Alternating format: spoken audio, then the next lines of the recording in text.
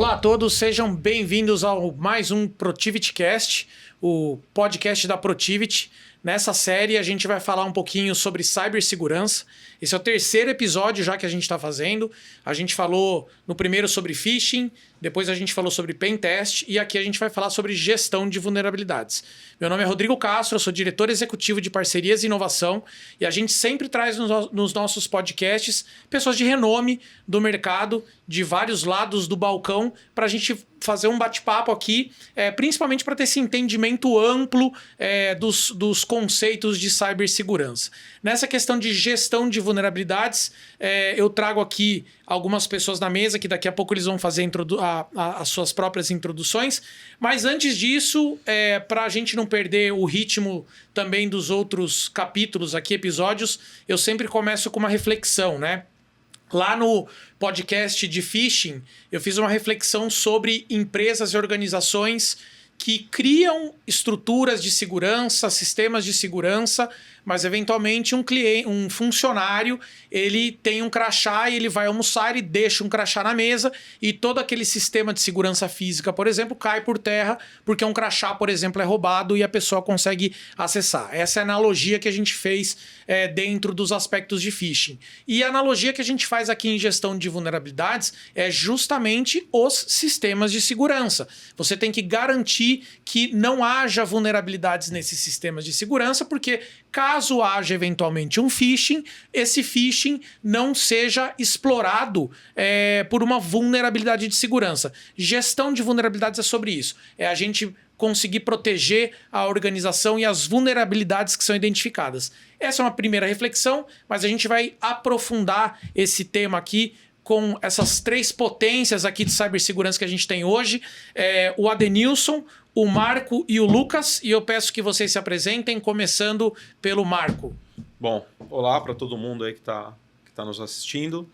Meu nome é Marco, sou gerente de infraestrutura, sou responsável por segurança também na Mitsui e vim para trazer um pouquinho de história para contar e algumas coisas aí que já vimos aí dentro do mercado relacionado à gestão de vulnerabilidades. Boa, Marco. Olá pessoal, tudo bem? Sou o Lucas, sou TAM, pós-vendas da Qualys Brasil. Vim aqui também trazendo um pouquinho da visão do fabricante aí para a gente bater um papo aí legal. Boa.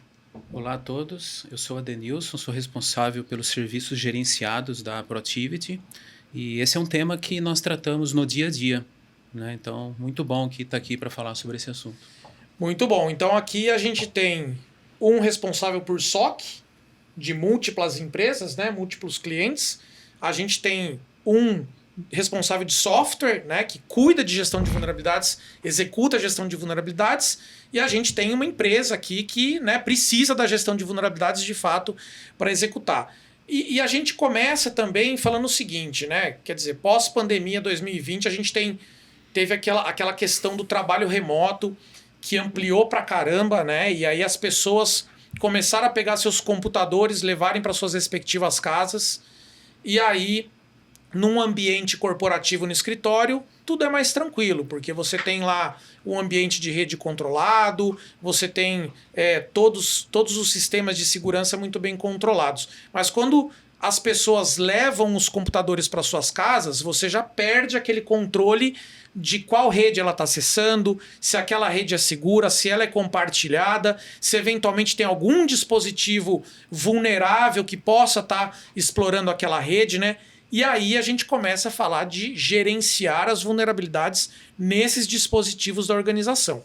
E aí, a primeira coisa que eu queria aprofundar aqui é falar o seguinte: o que é, né, pro leigo, o objetivo aqui também nesse podcast é ser mais didático nesses assuntos e entender o seguinte: Adenilson, o que é, afinal de contas, gestão de vulnerabilidades em TI? Certo. Bom, antes de falar de gestão, a gente precisa entender o que é uma vulnerabilidade. Boa. Então, uma vulnerabilidade é uma falha, uma deficiência de qualquer componente dentro da tecnologia da informação. Tá. Né? Então, o seu relógio, por exemplo, o seu relógio ele tem um software. Né? Então, o seu relógio ele pode ter uma vulnerabilidade. Né? Então, um outro componente, né? A pessoa, né? O usuário, o usuário lá do computador, do notebook, ele também pode ter uma vulnerabilidade. Tá. Ele também é uma vulnerabilidade em todo esse circuito. E, obviamente, tudo aquilo que a gente utiliza, por exemplo, o sistema operacional, né? Ele tem uma vulnerabilidade ali que, se não for corrigida, se não entrar no programa de gestão de vulnerabilidade, ele pode ser um vetor de ataque. E sendo um vetor de ataque, ele pode trazer risco ali para dentro da companhia. Legal. Então, a vulnerabilidade ela tem que ser tratada com muita seriedade, porque é algo muito crítico para as empresas e as pessoas estão inseridas nesse programa. Então, a gente precisa tratar lá desde a parte tecnológica, o processo também tem vulnerabilidade. Um processo ali que ele não foi, de fato, olhado por todos os responsáveis, pode também ter uma vulnerabilidade. Então, pessoas, processos e tecnologia. Legal. Então, quando a gente fala você falou um pouco do relógio, eventualmente celular, computador, qualquer coisa ali pode ter vulnerabilidades, né? E aí você falou também essa questão de atualização do software, quer dizer, isso já começa a aproximar a gestão de vulnerabilidades para nós, réis pessoas mortais, né? Quer dizer, a gente vê lá, eventualmente, o sistema pedindo uma atualização de software, pedindo uma atualização do Windows, pedindo atualização do próprio sistema operacional do celular. Isso eventualmente, a própria desenvolvedora do sistema corrigindo vulnerabilidades, é isso? Sim. Normalmente, toda empresa que faz ali um desenvolvimento, ela precisa estar ali no programa dela a correção, né, o ajuste daquilo que ela desenvolveu. Então, os fornecedores eles têm ali uma data específica, né? Por exemplo, citar a Microsoft, ela tem ali uma terça-feira do mês que ela disponibiliza as vulnerabilidades, né, daqueles determinados softwares. Né? Tá. Então, um exemplo é a Microsoft, mas outras também possuem ali todo um programa. E isso tem que estar incorporado no dia a dia das pessoas. Né? Mais do que das empresas, tem que estar incorporado no dia a dia das pessoas. Tá. Né? Porque lá o departamento de TI vai lá disponibilizar a atualização e a pessoa que está ali na ponta precisa colaborar. Legal, muito bom. Bom, aí também eu queria entender o seguinte, né? Por que as empresas fazem a gestão de vulnerabilidades? Aí, Lucas, acho que é legal você aí muito inserido na Qualys, entendendo, a Qualys também faz as pesquisas para ter um entendimento aí do cenário de gestão de vulnerabilidades. Cara, qual que é a importância? Por que as empresas elas realizam a gestão de vulnerabilidades? Na verdade, está muito atrelado ao que vocês muito bem falaram sobre risco. Né? No fim do dia, a vulnerabilidade é uma brecha de segurança que pode se tornar um risco. E o risco esse pode ser o mais básico de todos ou até o risco mais grave, que pode ter uma perca de confidencialidade, ocasionar um problema de imagem para a companhia. Uhum. Então, a gestão de vulnerabilidade hoje, como a gente fala, ela deixa de ser aquela gestão de vulnerabilidade estática, que a gente olha para um mar de vulnerabilidade e a gente passa a olhar muito para risco no fim do dia. Né? Então, eu diria que a principal importância é justamente a gente saber mensurar esses riscos que a gente tem na companhia, através de todos os dispositivos que a gente tem, e como vocês mencionaram, pessoas, porque a gente, no fim do dia, a gente está falando de TI aqui, mas pessoas são um ativo importante na nossa infraestrutura, os times de segurança têm que olhar. E elas que apertam o botãozinho para atualizar ali Exatamente. o sistema. Principalmente num cenário que a gente tem home office, né? Um cenário de trabalho em que as pessoas estão vindo para casa trabalhar, estão levando informação para casa, então a gente tem que ter esse cuidado com vulnerabilidade e entender de fato ali o que a gente está tratando ou não. Até se falar um pouquinho de dados ali, um dado de 2023, nós tivemos quase 30 mil vulnerabilidades publicadas em 2023. Tá. Dessas 30 mil, 25%, foram desenvolvidos métodos de exploração no mesmo dia. Quer dizer, ela nasceu já sendo passiva de exploração. Isso quer dizer que, a gente estava falando do seu Apple Watch, por exemplo, né? Você tem um Apple Watch ali, e aí hoje saiu uma vulnerabilidade para ele. Hoje mesmo já tem alguém em algum lugar do mundo que consegue entrar no seu Apple Watch e fazer alguma coisa. Legal. Então isso é muito crítico. A gente precisa olhar para isso com mais cuidado, de fato, sabe? Bom, vamos lá. Então, coisas interessantes aqui que você falou, né?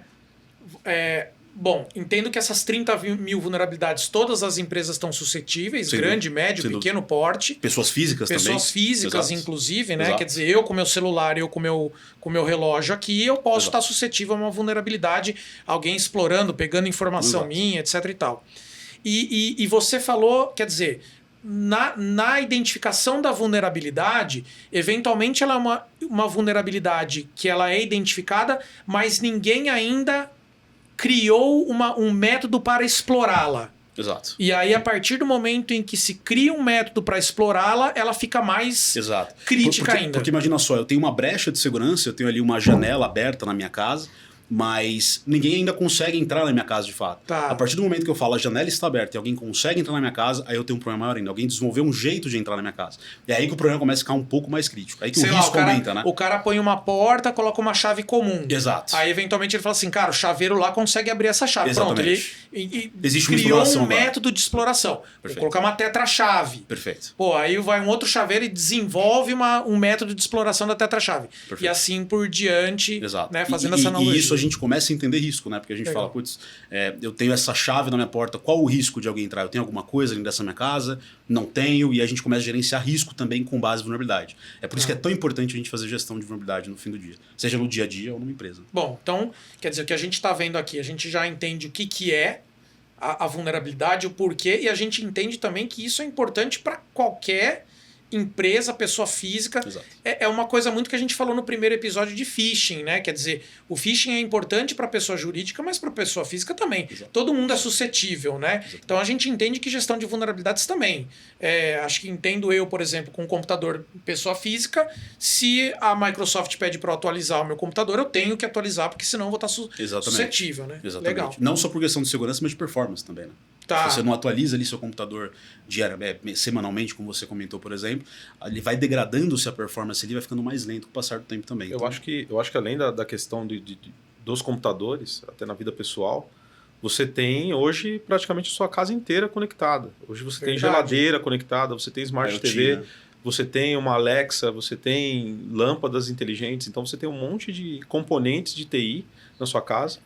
Até mais, muitas vezes, que na empresa. Né? Na empresa, geralmente, as pessoas se limitam ao seu computador e ao seu smartphone lá. É isso aí. Você tem muita coisa para atualizar, isso é muito importante. Cara, e é interessante isso que você falou, porque, por exemplo, eu na minha casa, às vezes a gente tem dispositivos que a gente nem sabe que podem estar suscetíveis a vulnerabilidades, né? A primeira delas, o óbvio, é a TV. Né? Hoje a gente tem lá as Smart TVs, de tempos em tempos, de fato, a minha TV fica pedindo atualização, né? De software ali.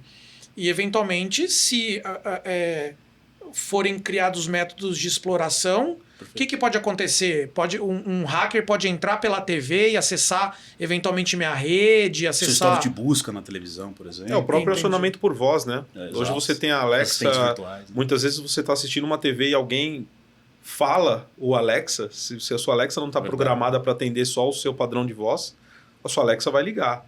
E o pedido que for feito fora disso, ele vai ser atendido muitas vezes. Então, se você tem um cartão cadastrado na Amazon hoje e você tem uma Alexa na sua casa, você pode ter uma vulnerabilidade de alguém conseguir fazer uma compra através da sua Alexa por comando de voz. Nós por aqui, Caramba. inclusive, conseguiríamos fazer isso. Se Sim, alguém tiver sim. Alexa nos assistindo, a gente conseguiria ativar A gente agora. conseguiria ativar agora. Alexa, Existem- compre, mande entregar no endereço tal. E existem mitigações para isso. Você consegue fazer com que a Alexa atenda só o seu padrão de voz. Exato. Muita Legal. gente não faz. A maioria não faz. A maioria não faz. E acho que só para complementar também, né, o programa de gestão de vulnerabilidades, ele tem o objetivo de impedir que uma exploração daquela vulnerabilidade ocorra, né, porque o seu relógio, né, dando um outro exemplo, o seu relógio já tem informações confidenciais, Muitas. né, então se Até cartão de crédito, conversas no WhatsApp, conversas no Teams, né? Tem muita coisa aqui. é um dispositivo de IoT hoje, né? Que Sim. está tudo ali, né? Sua saúde, né? Sua performance, se faz alguma atividade física, são informações suas. E se aquela vulnerabilidade for explorada, vai estar nas mãos de outra pessoa que não deveria ter. Aí a gente volta, né, para a integridade, né? Que o programa de gestão de vulnerabilidade visa ali garantir também a integridade, né, daquele ativo. Legal. Boa. Marco, e aí é o seguinte, você aí dentro da Mitsui, né? Olhando gestão de vulnerabilidades, né? Geralmente o colaborador que está na ponta da mesa ali com seu computador, às vezes ele acha que o problema não é dele, né? Então, assim, vamos lá. Gestão de vulnerabilidades é problema de quem, cara? Dentro de uma organização? Cara, hoje esse problema ele é de todo colaborador. A partir do momento que você colocou o pé dentro de uma companhia, você está responsável de alguma forma em contribuir na gestão de vulnerabilidades. Seja aplicando atualizações, desde da pessoa que desenvolve algum sistema, mudar algumas linhas de código, desde a pessoa que está com o notebook na mesa, reiniciar a máquina, né? E aí é uma coisa que nós, como profissionais de TI, tocamos muito nesse ponto, né? Grande parte dos seus problemas, e existem muitas piadas com isso, quando você liga no Service Desk, a primeira coisa que o atendente do Service Desk te pergunta é: você reiniciou a sua máquina? Além dos problemas que você consegue prevenir, ajuda na parte de atualização, né? Muitas vezes tem alguma atualização que está pendente de aplicação e quando você reiniciar a máquina, ela vai ser efetivamente aplicada. Então, você não precisa reiniciar a máquina todo dia, mas que você faça isso toda sexta-feira. Então, caiu a caneta, não vai mais trabalhar? Coloca a máquina para reiniciar. Você vai perder 20, 30 minutinhos que seja reiniciando a máquina, aplicando atualizações, mas talvez você não seja pego de calças curtas aí quando você tiver uma reunião importante e a sua máquina atualizar ou reiniciar sozinha. Então, acho que isso é muito importante.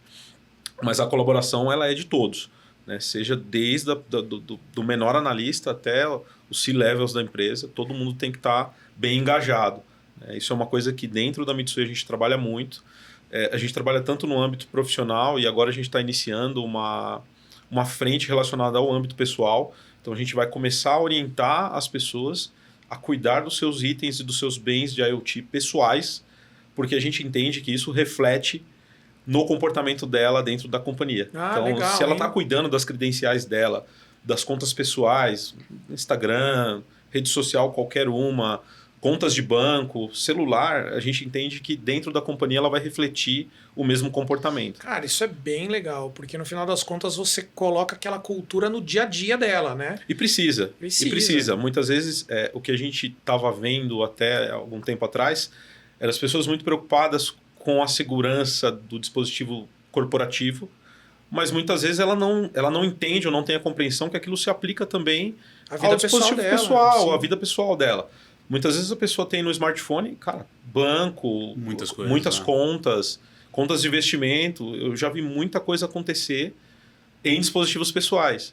A pessoa era super cuidadosa na empresa, mas acabou tendo um deslize no dispositivo pessoal e perdeu dinheiro, ou teve a credencial roubada de alguma coisa, ou teve uma compra efetuada que não era ela, enfim.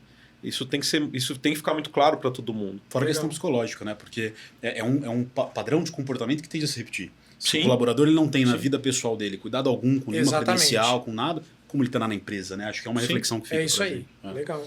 Bom, e a reflexão que você colocou aqui na sua resposta aqui também, amiguinhos, vocês aí que querem ajudar o pessoal de cibersegurança, proteger a sua organização também, rebootem os seus computadores no mínimo uma vez por semana, tá? Porque nesse reboot, provavelmente algumas atualizações de software ali vão ser instaladas e isso vai resolver alguns problemas de vulnerabilidade. Então, se você quiser o bem da sua empresa, dos seus amiguinhos de cibersegurança, façam isso, tá? A galera de suporte e de segurança Agradece, agradece. né? Legal, muito bom. E aí, pessoal, a gente está falando muito da gestão de vulnerabilidades, das vulnerabilidades, mas um dos pontos que a gente estava conversando nos bastidores aqui, né, é por onde começar a gestão de vulnerabilidades nas organizações, né? E aí vocês trouxeram uma questão muito interessante sobre o inventário de ativos, para começar esse inventário de ativos, né? E aí, Marco, eu queria entender com você o seguinte, cara, começar pelo começo, né? Primeira coisa, inventário de ativos, é entender o seu espaço, o que você tem? Inventário de ativos, é saber o que você tem dentro da rede e fora da rede também. Hoje, na verdade, desde a pandemia, né? A gente descentralizou os ativos de TI. A gente não tem mais as coisas, como a Denilson falou, dentro do escritório, no ambiente controlado. Então, você tem que entender tudo que você tem.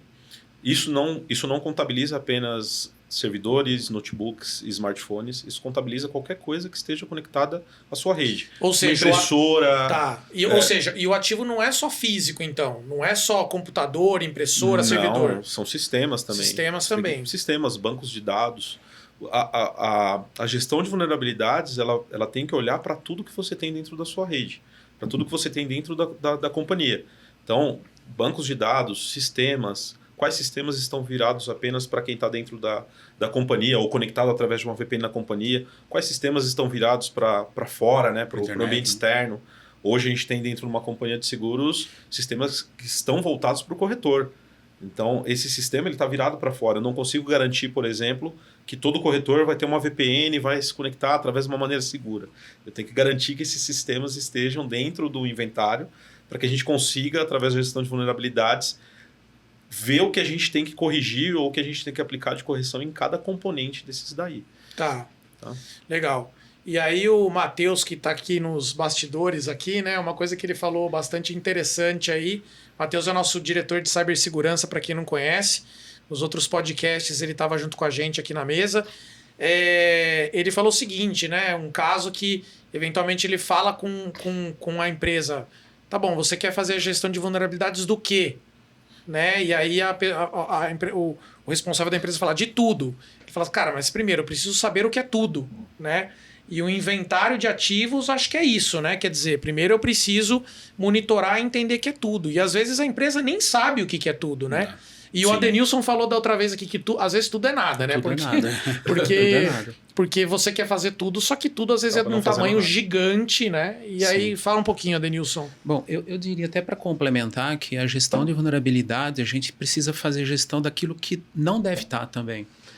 Porque um driver de impressora que porventura não deveria estar ali no computador, ele pode ter uma vulnerabilidade, pode ser explorado e pode afetar todo o ambiente corporativo. Então, o Marco comentou, né? Então, é tudo ativo. Então, precisa ter ali uma lista de softwares homologados. E no detalhe, né? Uma impressora que de repente foi instalado e foi desinstalado, foi de fato retirado todo o software dali, que pode ter vulnerabilidade. Esse é um ponto bastante interessante também e que a gente pega no dia a dia, né? Tá, legal. Bom, e aí você entra numa seara que você falou dos softwares homologados, né? Aí a gente entra naquela seara do Shadow IT, né?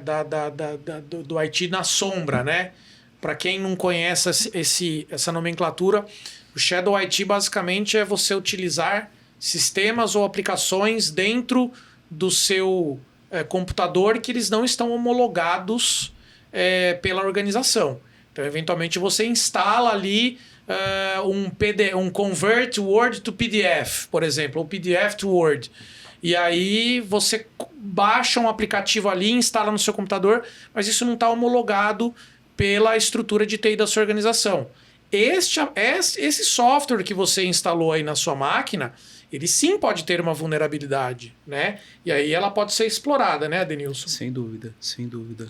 Então, e faz parte do programa. O programa de gestão de vulnerabilidade, como o reinício toda sexta-feira do mês, nós temos reuniões religiosamente em determinada data do mês, onde ali a gente vai debater aquilo que aconteceu no mês anterior. Tá. E o que a gente vai debater? Vai debater o inventário, né? Temos ali um ambiente de produtivo, temos um ambiente de homologação, temos estações de trabalho, temos endereço IP. Né? Então, tudo que tem endereço IP tem que estar lá no programa de gestão de vulnerabilidade, porque pode ter uma vulnerabilidade. Boa, né? Legal. E, novamente, é um programa que precisa ser insistente, né? Precisa ser pontual. Insistente e recorrente, né? Quer dizer, você começa ele... De preferência com apoio lá de cima da cadeia. Então, top-down, muitas vezes. Top-down. Então, isso é o exemplo que tem que vir lá do diretor. Né? A gente, das historinhas para contar. Né? Nós temos, através do SOC, um monitoramento de quem acessa a VPN fora do horário, por exemplo. E a gente pegou um acesso de um C-Level fora do horário. O alerta que vai para o C-Level é o mesmo alerta que vai para um analista e que vai para qualquer pessoa da companhia. Legal. E a resposta tem que ser a mesma. Né? Ele tem que justificar o porquê que ele fez, e nesse caso ele justificou e ainda agradeceu. Falou, que legal que vocês estão olhando. Né? E isso tem que vir por exemplo. Cultura, né? Por cultura. Isso tem que ser colocado na empresa por cultura. Cara, isso é fundamental, né? Essa questão da cultura independente do crachá, independente do peso do crachá, é fundamental porque aí mostra o comprometimento dos executivos com a proteção da segurança da organização. Né? Exato. E foi um ponto que eu vi até que vocês comentaram muito no episódio de phishing aqui, né? Cultura é primordial. Se você não tem cultura em qualquer processo, não só de segurança, mas de infraestrutura, a gente não consegue chegar em lugar algum.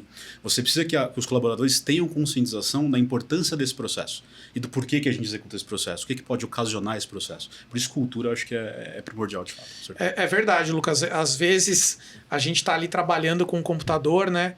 E de repente você tem um reboot forçado do computador. E a gente fala, putz, cara. Que saco, né? Cara, tava no meio de uma apresentação aqui. Ou eventualmente no meio de uma reunião no Teams, enfim. E a gente precisa rebootar aquilo lá, entendendo que se eventualmente houve uma demanda daquilo, é porque aquele reboot é importante para atualizar questões importantes. Exatamente. Né? E falando um pouco dessa importância, né? Vamos lá, a gente começou entendendo a gestão de vulnerabilidades, o que é, por que é, como começar por inventário de TI, mas aí a organização vai lá, começa a fazer a gestão de vulnerabilidades, faz o inventário, descobre um monte de ativo, né? E aí ela tem que fazer, eventualmente, fazer a primeira varredura das vulnerabilidades. E aí ela descobre um monte ali, né? E aí, como que ela prioriza? Como que ela faz num primeiro momento? Como que ela atua nisso, Marco? Me conta aí, como que você prioriza as vulnerabilidades? Esse é um número que assusta bastante. Então, principalmente quando você roda um primeiro scan na rede, no nosso caso já tínhamos isso acontecendo há algum tempo, mas foi um processo que acabou ficando um pouco parado por conta de mudanças na corporação. Mas o primeiro scan que eu tive acesso, ele tinha 12 mil vulnerabilidades. Tá. Cara, quando você olha um número desse, assusta. Para nós que somos de TI, talvez não assuste tanto, porque a gente está acostumado com o número versus a quantidade de ativos, então a gente consegue chegar num padrão assim que a gente fala, cara, ok. Agora, quando você leva isso para outras pessoas que não são de TI, o número assusta muito. Né? A nossa frente, ela iniciou dando foco no número. Tá. Então a gente falou, olha, vamos olhar essa quantidade que a gente tem uma meta, na verdade a gente colocou uma meta de 50%. Né? Então a gente de trabalhou... vocês tratar 50% das vulnerabilidades independente da criticidade. Então nesse primeiro momento a gente ignorou a criticidade. Tá. E aí mais uma vez, não existem as boas práticas, mas não existe um meio certo ou um meio errado. Tá. Né? A pior forma, e é o que a gente viu na prática, é não fazer nada. Com que isso certeza. só vai crescer. Então a gente trabalhou muito forte em diminuir 50%. A gente conseguiu diminuir em uma questão de 8 meses, mais ou menos. E aí, quando virou o ano, né, a gente começou o foco em qualitativo. Então agora a gente olha a criticidade. Né?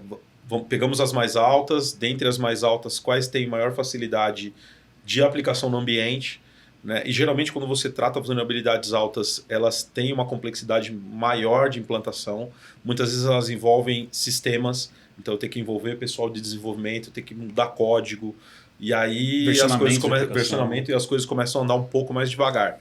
Né? Quando a gente estava lá no foco de 50%, cara, a gente achou uma vulnerabilidade que a gente consegue aplicar uma policy, uma política que aplica em todas as workstations, resolve 500 vulnerabilidades. É muito fácil.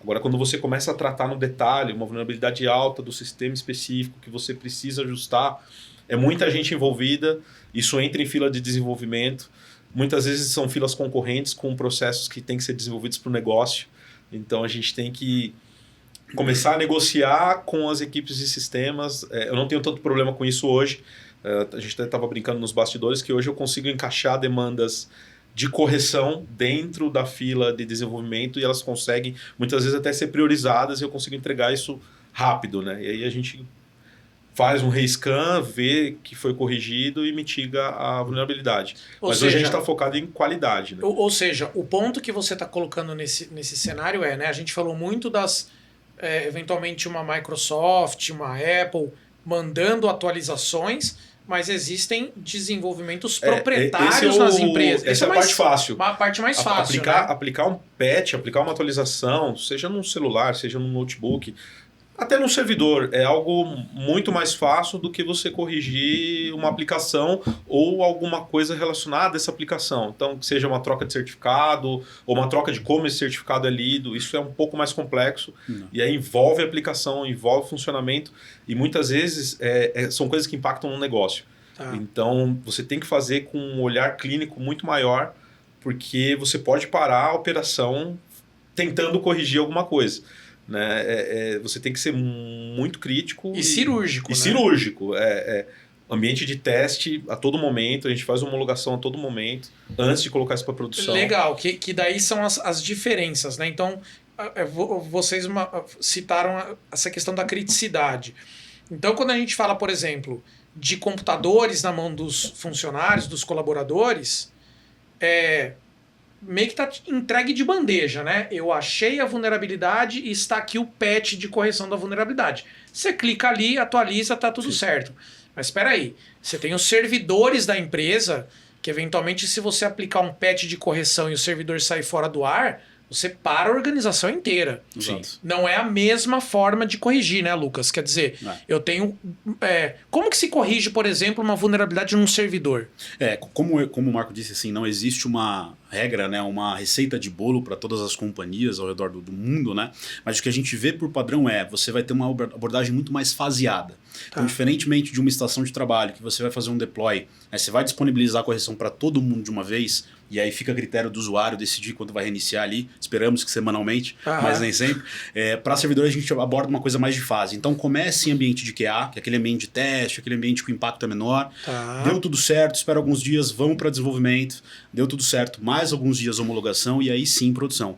Algumas empresas têm até pré-produção no meio. Então o cara ele vai aplicar em desenvolvimento, em homologação, pré-produção e só dali em diante aplicar em produção. Ou seja, você vai aplicando o patch de correção antes daquele servidor que está operando ali para ver se aquilo lá vai dar um problema em um cenário ali mais de controlado. Ensaio. Exato. E aí eu faço aquela aplicação num cenário de ensaio. Poxa, vejo como está. Eu tô com um servidor aqui espelho do que está operando ali na ponta. Eu vou aplicar o patch, olha, aqui não deu problema nenhum. Aí eu vou lá e aplico isso no servidor. Muitas vezes a gente roda basicamente todas as operações que rodam num ambiente de produção, que é um ambiente que roda o negócio em si. Então, é um sistema, um exemplo de seguradora é um sistema de cotação de seguros. A gente vai rodar diversas cotações e entender se nada foi impactado por essa correção que foi aplicada antes de virar isso para o ambiente produtivo. E por isso é tão importante essa réplica, né? A gente ter um ambiente replicado em teste, homologação, desenvolvimento que seja semelhante à produção. O que a gente vê, às vezes, um processo problemático é que produção é um ambiente X e você tem homologação sendo um ambiente Y, que não tem nada a ver com produção. E aí você não está, de fato, testando o cenário real. Você está testando banana com maçã, né? E o certo é testar banana e banana. Então, esse é um tema que a gente também tem que ter esse cuidado. E a questão também do tempo. Então, como a gente disse, né? Você está saindo de exploração de vulnerabilidade todo dia, toda hora, tem gente trabalhando nisso, tem atacante voltado para isso. Eu também não posso demorar 2, 3 meses para aplicar nos meus servidores, porque senão eu estou extremamente descoberto e totalmente vulnerável, né, a esses casos ali. Então o tempo é um fator importante. No final. Ou seja, se for que eventualmente você identifica uma vulnerabilidade num servidor e foi identificado um exploit para aquilo, né, um método de exploração, você tem que acelerar aquele processo de... Geralmente a gente para a esteira. A gente fala, para tudo que a gente está fazendo. Entra o risco. Entra o risco.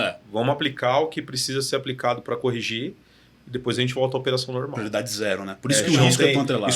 Isso passa fora de Gmood, isso geralmente é hotfix, isso pula várias etapas de um processo convencional para uma correção efetiva. O que é Gmood e o que é hotfix, cara? Gmood é gestão de mudança. Então, toda mudança que eu vou fazer no ambiente, geralmente isso se aplica muito para servidor.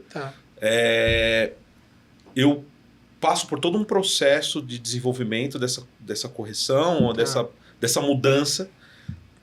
Existe uma reunião onde entram pessoas de infraestrutura, sistemas, de negócio, onde é feita uma pré-aprovação para depois isso ser aplicado uma mudança em produção. Planejada. É uma mudança planejada e com aprovações, é governança. Legal. O hotfix é para tudo e vamos corrigir.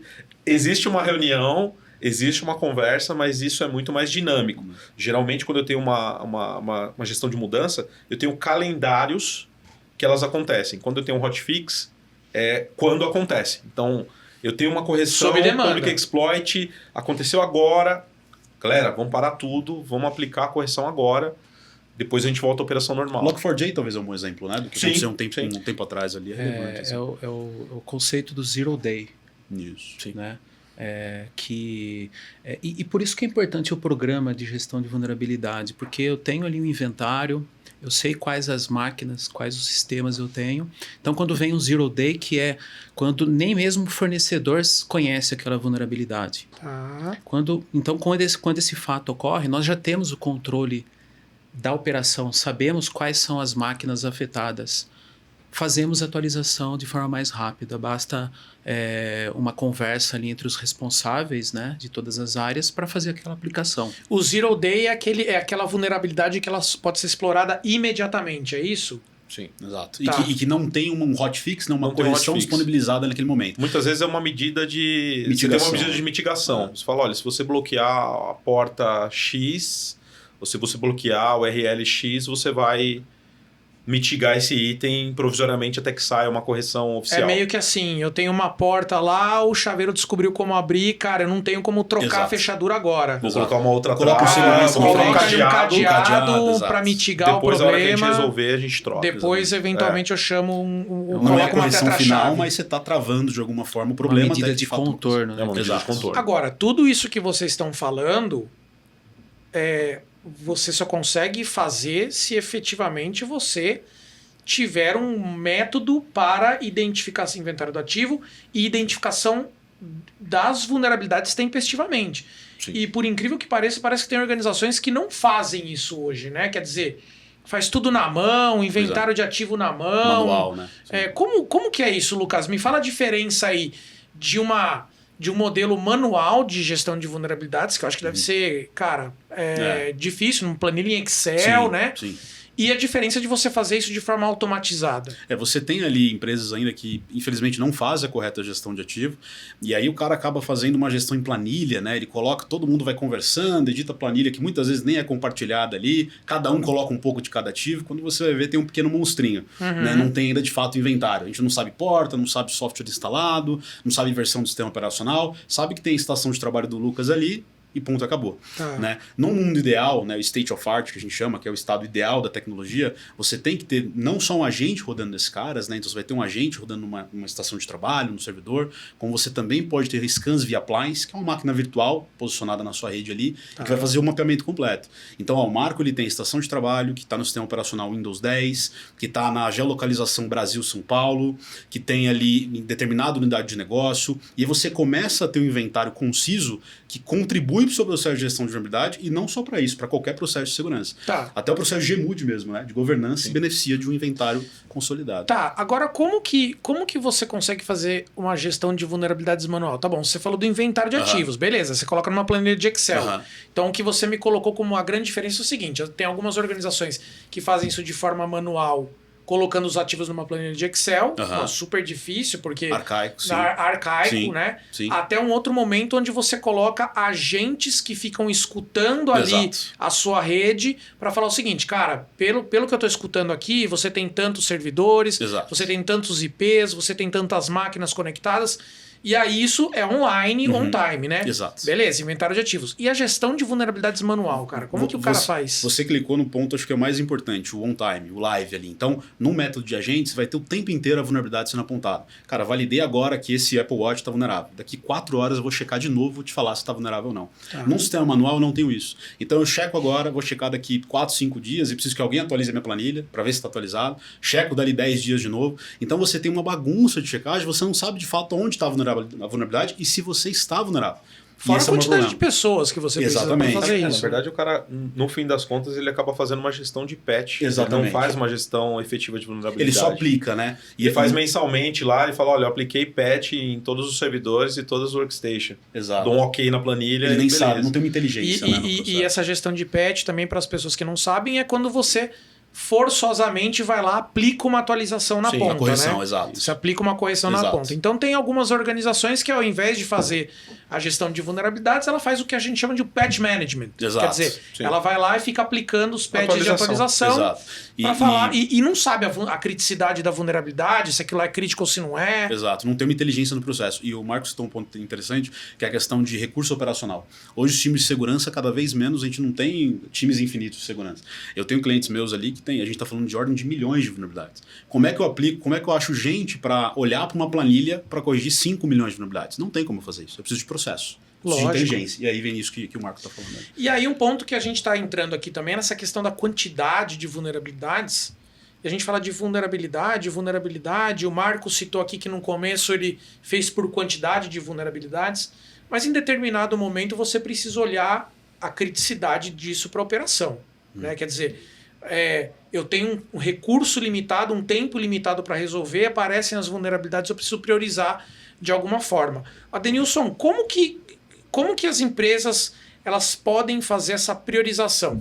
Porque acho que no começo, o Marco falou, né? De repente no começo é mato alto. Sim. Né? Então eu preciso lá resolver as vulnerabilidades numericamente, reduzir 50%, mas vai chegar num determinado momento que você vai começar a falar, tá bom, resolvi grande parte do problema, mas agora eu preciso priorizar. Como? O ideal é sempre a parte técnica estar alinhada com o negócio. Então, o ideal é você fazer análise de impacto do negócio, Tá bom. ver o que vai trazer mais problemas caso aquela vulnerabilidade não for corrigida e fazer a aplicação. Né? Mas, obviamente, precisamos verificar qual é a severidade daquela vulnerabilidade, se aquela vulnerabilidade tem ali um public exploit, né? Se aquela vulnerabilidade já é explorada por qualquer um na internet, né? Então facilmente você encontra como explorar uma determinada vulnerabilidade. Esse é um indicador que a gente tem que olhar. Tá bom. Então, você tem num primeiro momento até as vulnerabilidades, se eu não me engano, tem uma métrica, acho que CVSS, não é isso? Exato. Sim. O que é o CVSS?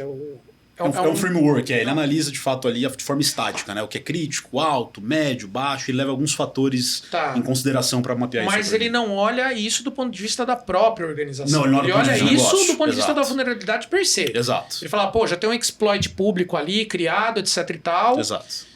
Mas aí o que você está falando, Adenilson, que eventualmente, quando você fala, quer dizer, aplicar, conectar o técnico ao negócio, você falou de uma questão interessante que é a análise do impacto ao negócio, que a gente chama de BIA, né? O Business Impact Analysis, que eventualmente eu falo o seguinte, tá bom, eu vou aplicar um patch, eu vou corrigir uma vulnerabilidade de um servidor que está desligado, está fora de conexão, ou o meu servidor que hospeda o SAP. Né? Exatamente. Perfeito. Então, quando você conecta, entendo, a questão técnica ao negócio, a análise de impacto ao negócio, você pega todos esses ativos de TI e aí você faz uma análise de impacto, né? Entendo eu. De risco. De risco e de impacto ao negócio. Sim. Quer dizer, o servidor que está hospedando o SAP é mais importante do que o servidor inoperante. Uma vulnerabilidade alta para o mercado, ela pode não ser uma vulnerabilidade alta para o negócio. Se você tem um servidor desligado, se você tem um servidor que não está virado para nenhum lugar público ou que está isolado na rede. Existe um monte de brincadeiras que a gente faz para chegar no que é realmente crítico para aplicar. Eventualmente um servidor que hospeda o marketplace ou e-commerce está ali. Sim. Não, e até olhando num contexto de segurança, assim, é uma vulnerabilidade média, por exemplo, mas que envolve um software que eu tenho instalado no meu parque, né, nas minhas estações de trabalho e que está totalmente ali atrelado ao meu parque. Pode ser ao que meu core business. Pode ser que ele vire alto. Pode ser Dentro da sua companhia pode ser que ele vire alto. E o Business Impact Analysis ele fala muito isso, né? Quer dizer, ele fala o seguinte, você entrevista as pessoas que estão de frente ao negócio, né? E fala o seguinte, quais os sistemas que você usa, né, Denilson? Fala, quais os sistemas que você usa? Quanto tempo que você pode ficar sem esses sistemas para rodar as suas atividades? Exato. E qual que seria o impacto caso esse sistema caísse, até para a gente ver o tempo de recuperação, né? Sim. E todas essas informações, elas constam lá no inventário. Tá. Então, o inventário é o quê? Você tem lá as informações, endereço IP, o hostname, qual é a função daquele servidor ou daquele ativo. Localização, né? A localização. O que roda lá dentro. Quem é responsável. Quem é o responsável, né? E até a gente levando lá para a questão de risco, né? Qual o impacto que aquele servidor traz para a companhia. Então, tudo isso está lá no inventário. Então, esse é o programa. A hora que eu olhar aquele ativo, eu vou saber, né, quem é o responsável, e se eu não aplicar aquela vulnerabilidade, ou se eu aplicar sem uma GMUD, o que pode acontecer?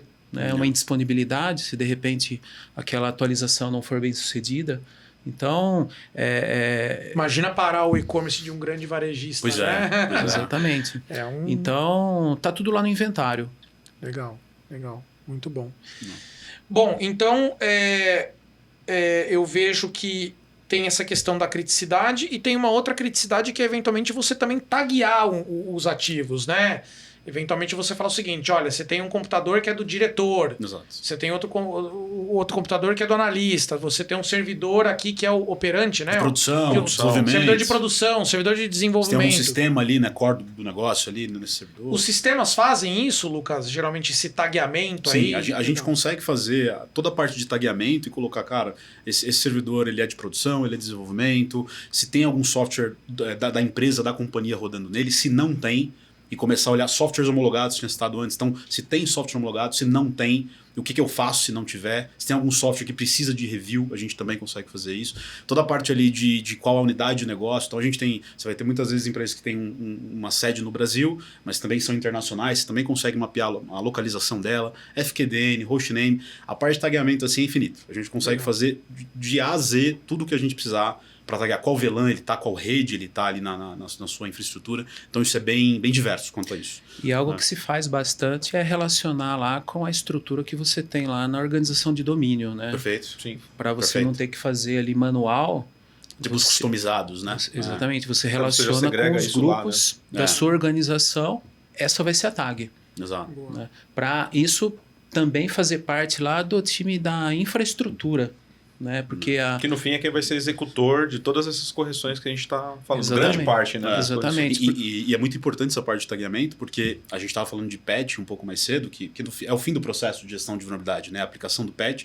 E o patch muitas vezes depende de um correto tagueamento para você saber onde você tem que aplicar seu patch. Aonde eu tenho que olhar, né? Para eu não ter que olhar para o inventário, porque eu vou ter uma lista de inventário com milhares de ativos, mas eu quero filtrar para o que eu preciso. Porque tem um software que eu preciso, porque tem a vulnerabilidade que eu estou olhando, faço o tagueamento e uso isso também para um correto ciclo de vida de gestão de patch. Então, tag é bem importante. Sim. Se um novo servidor, por exemplo, surgiu na companhia, ele já vai lá para um grupo de servidores de produção. Exato.